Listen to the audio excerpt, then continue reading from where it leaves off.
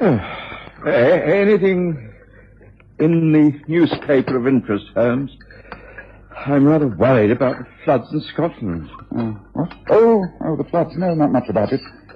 Water appears to be subsiding, torrential rains abating, local people stoic in the circumstances. Well, thank heavens there seems to be an end to it all. I have old friends who are farming in that area. Oh, that's interesting. I'm sorry to interrupt your train of thought, Watson, but I just spotted something rather intriguing. Oh? Lady Jane Beresford has had the famous Sarussi pearls stolen whilst giving a house party.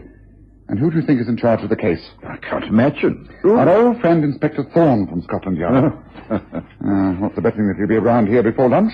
Oh, not to ask advice, of course, mark you, but merely to drop in for a cup of coffee, swapping stories, that sort of thing. I'll lay 10 to 1 that we find ourselves involved. What do you say?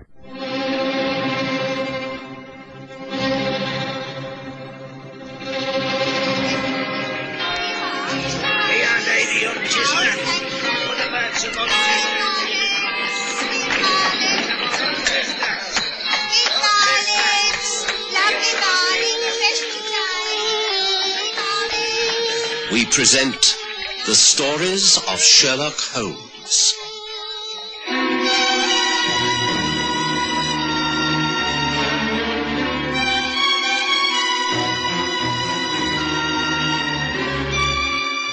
Tonight, the Sarussi pearls.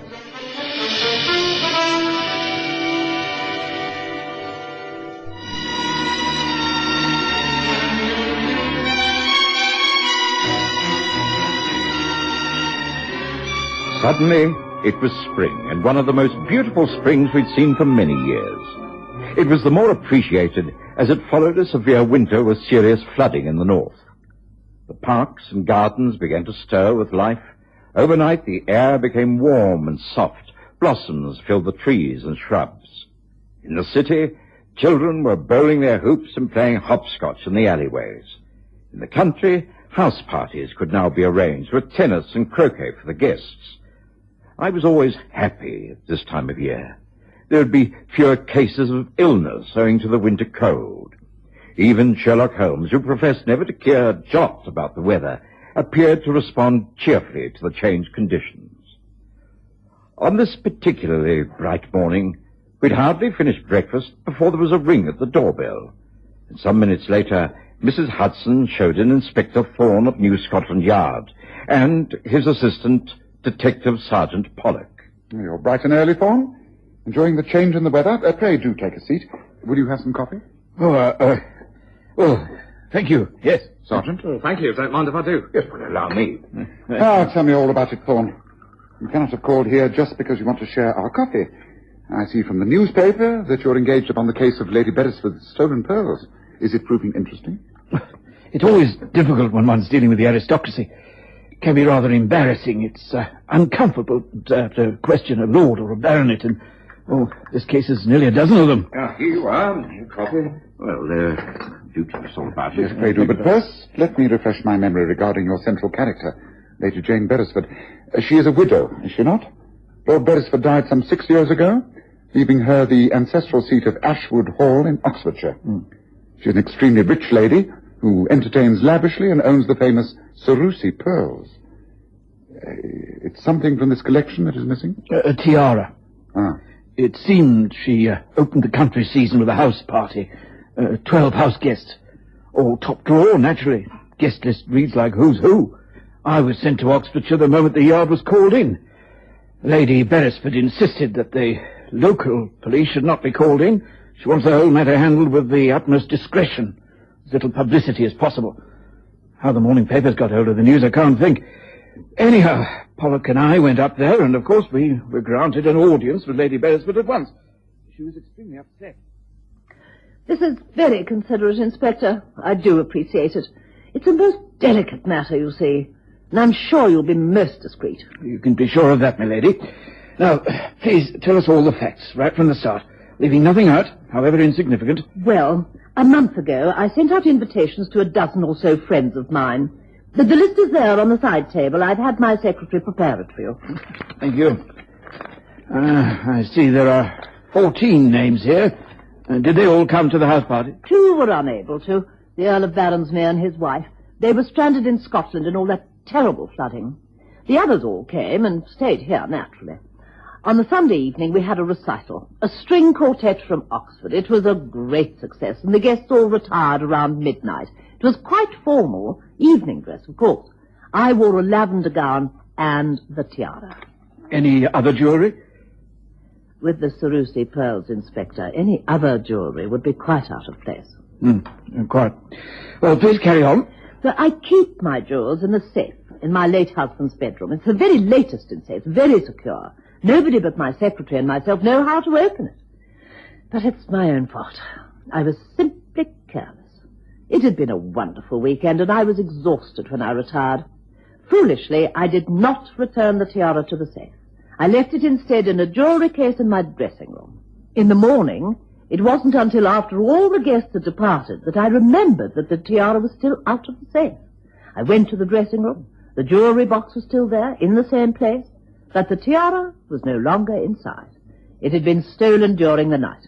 I immediately reported the matter to Scotland Yard. How many servants have access to your dressing room, Lady Beresford? 3, my maid, the housekeeper, and the chambermaid. But they all swear that they were never in the rooms. You wish to question them, of course, but they've all been with my household since before my husband's death. All my staff are 100% trustworthy. Oh, you do see what this means, Inspector. If no one living here stole the tiara, then it must have been one of the guests. The cream of British aristocracy is on that guest list. How can I let any one of them believe that I think them to be a cheap thief? It's unthinkable. And yet the theft took place. I don't know how you're going to investigate this, Inspector, without bringing shame and humiliation to all of us. It's quite dreadful. Dreadful. Of course, I questioned all the servants. The impression I got was that they were totally loyal to Lady Beresford and quite horrified that this should have happened. I made an examination of the rooms and the grounds. The dressing room in question is a corner room. Outside there's just one floor and then the ground floor. There's a large creeper growing along the wall. Clear evidence that it had recently been climbed. There were marks made to cover up the ground at the roots, which may have shown footprints. So you're fairly certain that entry was made from the outside during the time Lady Beresford was sleeping, by a person or persons unknown? That's right. Now we can discount casual robbery. How would the thief know that the pearls were being worn on that particular night, and that they were to be found in her ladyship's dressing room? How indeed. So her ladyship's fears are confirmed. It was one of her guests who turned thief. I'm not looking forward to questioning all those titled people. It'd be impossible not to cause offence. May I see the list? Here you are, Miss Holmes. Oh, thank you. The Earl of Newport, Marchioness Zindobri, speech from Lady Courtenay, Count Hubert von Parent, the Honourable S. O'Keefe, Sir James and Lady Ford Wallace, Viscount McFadden. It's quite a celebrity. Start to the spring season. Well, now, it doesn't seem to be at all difficult, Thorne. It doesn't? No.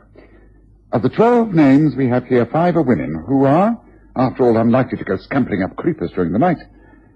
Of the other 7, 4 are men hardly able to climb a flight of stairs, they're so old. Viscount McFadden lost a leg in a shooting accident last year. Therefore, we're left with 2 young suspects. The Earl of Newport is known to me, and I should say he would never be a thief. The other, the Honourable S. O'Keefe. I've never heard of him. Well, the name has a decidedly false ring to it. Watson, please pass me the large blue book at the end of the 3rd bookshelf, please. This one? That's it, yes, thank you. Yes, I already have a suspicion growing in my mind, but one must verify everything. I'm sure you'll agree, Thorne. Now, O'Keefe. As I thought. No such person listed. Well, that's your man, Thorne, no doubt about it. The course is clear. Find out who the man is, how long Lady Beresford has known him, and why he happened to be in such august company.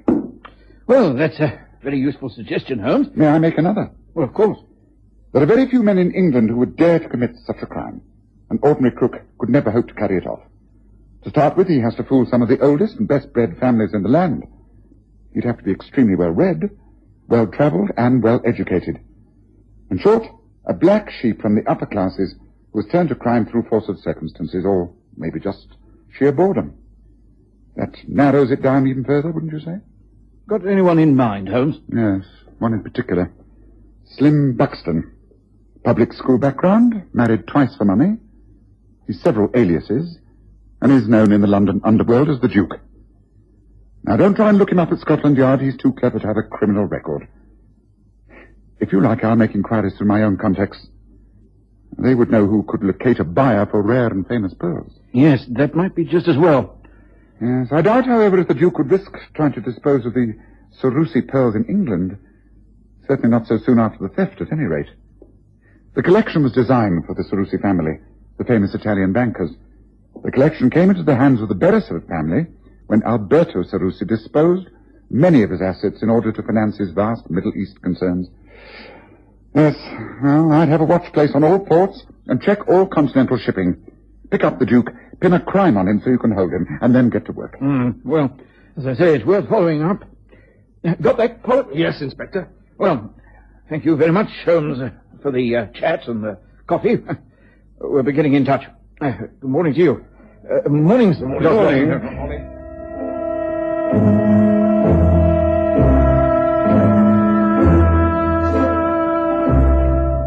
While Thorne and the detective sergeant had been with us, Holmes seemed to view the whole matter with an air of slight amusement.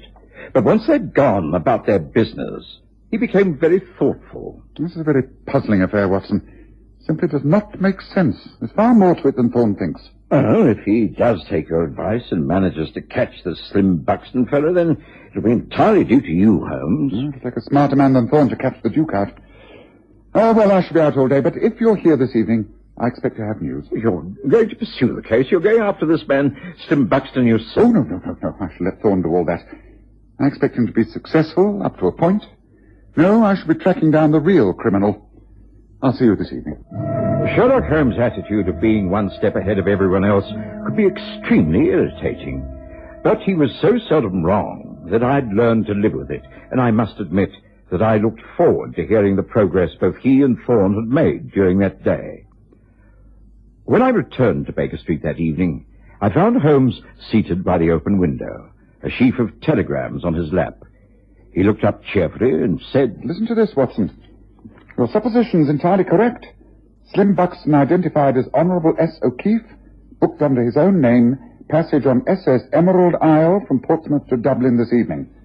Pollock and I will be on board. Hope for catch red-handed before stop at Liverpool tomorrow. Regards, Thorne. I must say things are moving, Holmes, but why are Thorne and Pollock boarding the ship? They know the man's guilty. Why don't they hold him on suspicion until it's all been cleared up? It's quite simple. They hope to catch him on board with the pearls. If they move in too soon, they might get their man, but they will have no proof. Thorne thinks he's playing a very clever game. Oh, well, it sounds astute enough to me. I just hope he can pull it off. I should be very surprised if he does.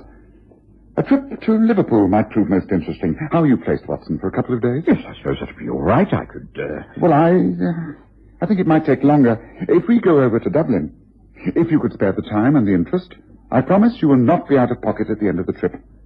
Shall I make the necessary arrangements?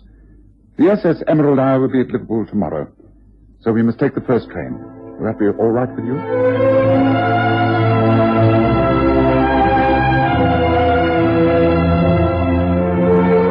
By this time, I was too intrigued to want to miss a minute of any further developments, and I simply agreed. All the same, I wondered what was about to happen. I also wondered about Thorne and Pollock aboard the SS Emerald Isle. How exactly would they go about it? This is how we'll go about it, Pollock. Watch the man like a hawk. He's not have a clue who we are. One of us must be with him all times. The only time he'll be alone is when he goes to his cabin. Then we watch the gangways. Notice if he talks to anyone, makes friends with people, or engages anyone in what looks like a business transaction. We've got our man, I'm sure of that. And he must have the pearls either in his luggage or about his person. Is all that clear? Yes, Inspector, I understand. Good. Then we must not appear to be too friendly. Look, he's getting up from the table over there. He's finishing his drink. He's heading for the deck. All right, get after him. Keep your ears and eyes open and report back when I can take over from you. Now, off you go. Yes, sir.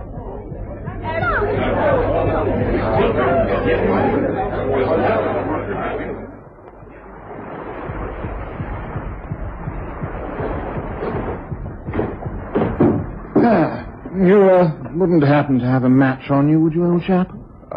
Yes, I think so, sir. Thank you. Oh, deuced rude of me. Would you care to smoke? No, thank you, sir. Calm sea. Lovely night. Should be a good crossing tomorrow. Going far on this trip? Well, no, that is... Well, I don't think so. Like that, is it? You know, you really should make up your minds. After all, it is the public's money you're spending, is it not? What? What do you mean? I don't understand. I don't know what you're talking about. Oh, come on now. Credit me with a little more discernment. Perhaps it is just as well that we can have this little chat, and it saves so much time, you know. My name, as you know, is Slim Buxton. I don't know yours, but you really should cut along to your superior, the worthy inspector, and tell him that this trip is a complete waste of time and money. I rather object to a nice sea crossing being spoiled by being treated as a common criminal. I have not committed a crime, and you will never be able to prove that I have. So be a good man and leave me alone, will you? Now, I think I will retire for the night. Good night. I hope you sleep as well as I know I shall. Of all the blasted effrontery, the blaming cheek!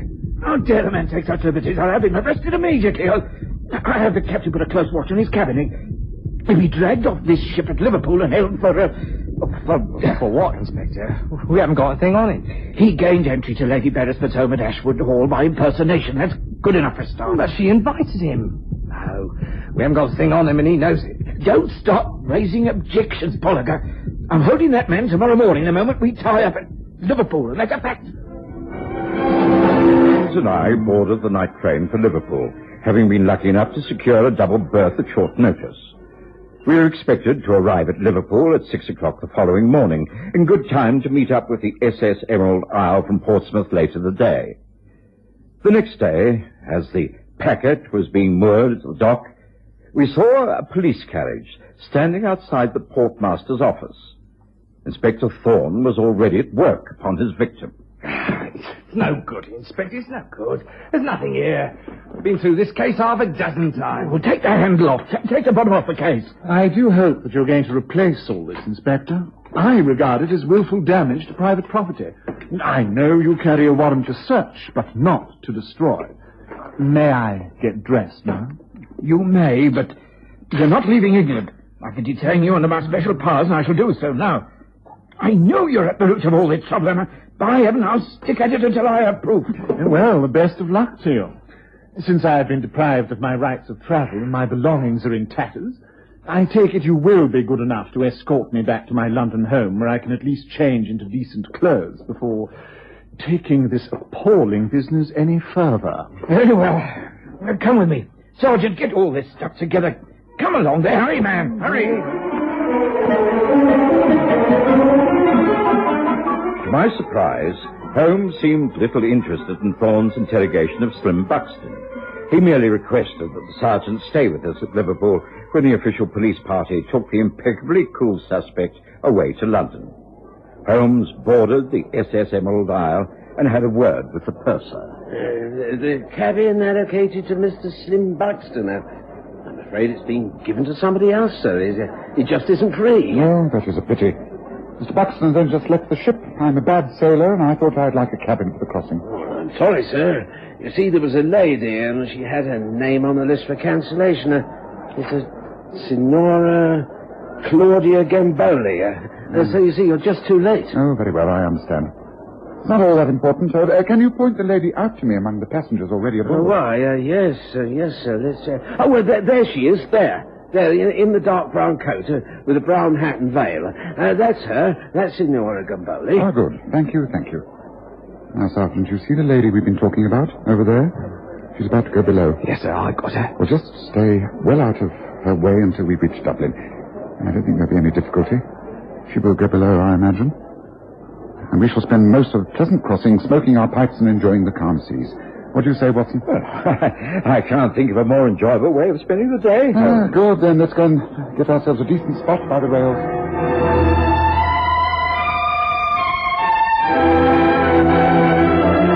Crossing was delightful. the sea like a mill pond, and just sufficient breeze to be invigorating. I thoroughly enjoyed myself, and as for Holmes, well, I think he almost forgot the purpose of our journey. However, at Dublin, he asserted his authority and was the first off the ship.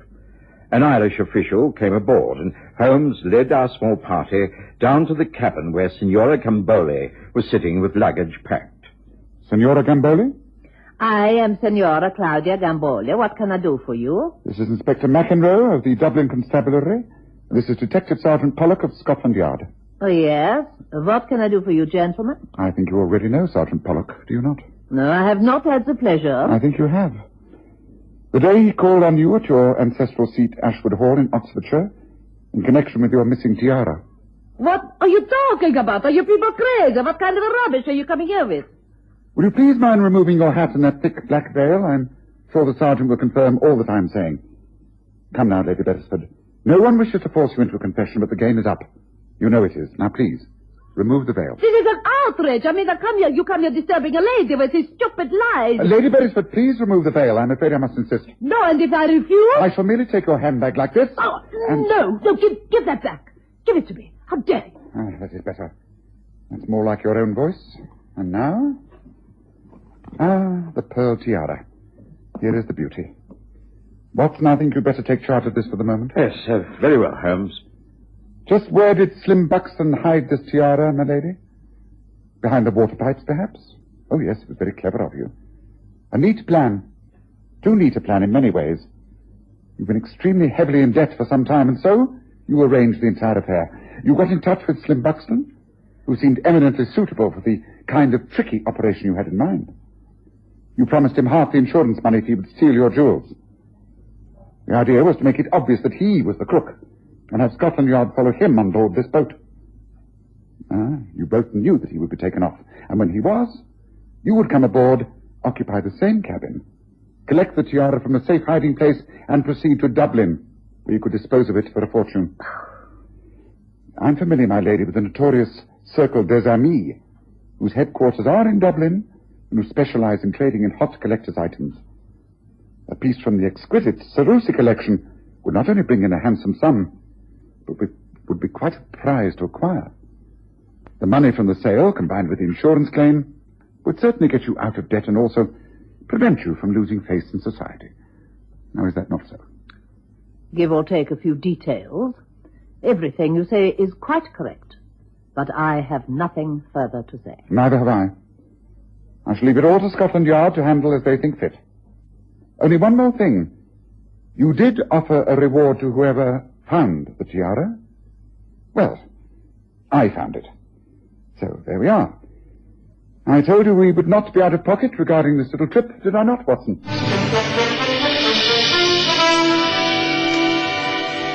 Decided to stay in Dublin for a few days. As Holmes pointed out, it was a free trip. Why not enjoy ourselves? Dublin proved to be, indeed, the fairest of cities. And as we sat drinking sherry early in the evening in a delightful public house overlooking Dublin Bay, Holmes explained, I've always said that when all other factors have been discounted, the remaining one, however implausible it may seem, must be the cause of the problem. In this case, no one on that guest list would have been prepared to rob Lady Beresford, not even Slim Buxton. Therefore, the instigator of the crime had to be Milady herself. She was just too clever. She left too many obvious clues for Thorne to pick up. Well, I'm looking forward to the crossing back, Watson.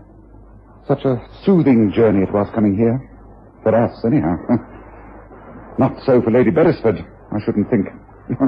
Would you, Watson?